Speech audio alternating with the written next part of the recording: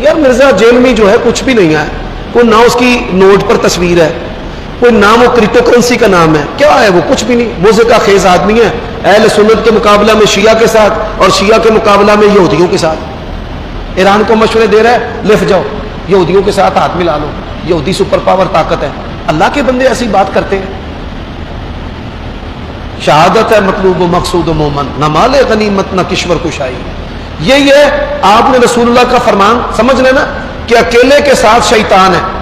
مرزا جو ہے وہ پوری امت سے اکیلا، تو آپ دیکھیں وہ شیطان کے ساتھ جا کر کھڑا ہو گیا۔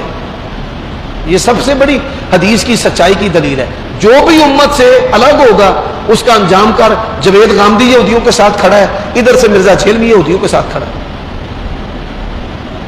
کلمہ چیز ہی ایسی ہے، آپ دیکھیں تکفیری ہے، مثال یہ افغانی ہے، کتنا ملک کا نقصان کیا ہے، لیکن ایماندار سے بتانا افغانیوں نے جتنا بھی ہمارے ملک کا نقصان کیا، ہمارا نقصان کیا ہے۔ اب وہ نمازی ہیں کہ نہیں نمازی؟ ان کو امریکہ نے مارا ہے، ایمان سے بتانا ہر مسلمان پریشان تھا کہ نہیں پریشان تھا؟ پریشان تھا۔